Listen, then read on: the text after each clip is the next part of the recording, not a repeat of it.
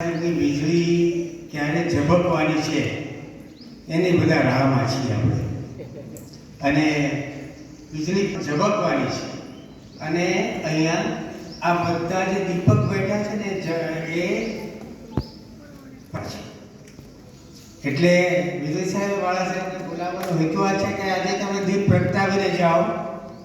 વીજળી તો આવીને વહી જાય કદાચ, પણ તમારી વીજળી કંઈક અલગ છે અને એ આ બધા દીપકને પ્રગટાવશે કાયમ માટે. મને આનંદ છે કે આંબલા ખાતે આ કાર્યક્રમ ગોઠવાયો.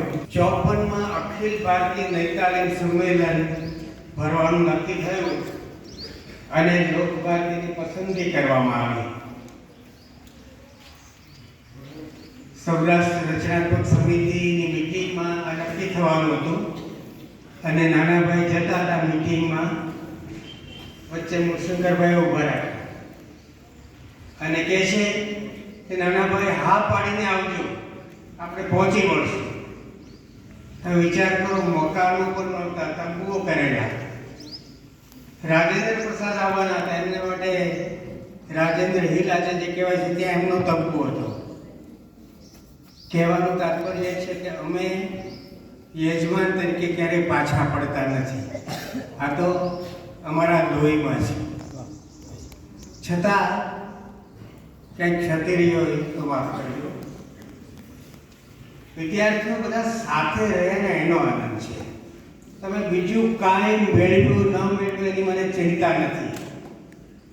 તમે 5 દિવસ ભેગા રહ્યા ને મજા કરીને ભાઈ, મસ્તી કરી કે ન કરી, તોફાન કર્યા કે ન કર્યા, ભાષા તો ભણ્યા ભાઈ, ગુજરાતી ભણ્યા, વિષય હતો એટલે ભણ્યા, ગયે વખતે અંગ્રેજી ભણ્યા, પણ તમે સૌ ભેગા રહ્યા ને એટલે તમારા વચ્ચે ભાઈબંધી થઈ.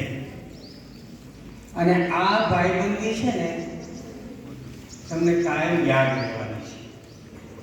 મને યાદ છે કે 64માં તમારી જેમ હું પણ સમાણામાં રેલી થઈ, એમાં એક તમારા જેવો વિદ્યાર્થી હતો. મને એ વખતે જે અમે મજા કરી હતી યાદ છે. અમે કપડાં નહોતા ધોતા. ઠંડીમાં કપડાં કોણ ધોવે ભાઈ? નાવાના ઠેકાણા નહોતા, નાવાની ગોળીઓ ખાઈ જતા હતા હું ને તુષાર.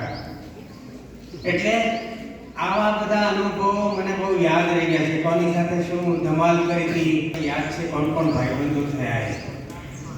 ટૂંકમાં રેલીની આ એક મજા છે કે આપણે બધા ભેગા રહીએ, આનંદ કરીએ અને એ આનંદ જીવનભર વાગોળતા રહીએ.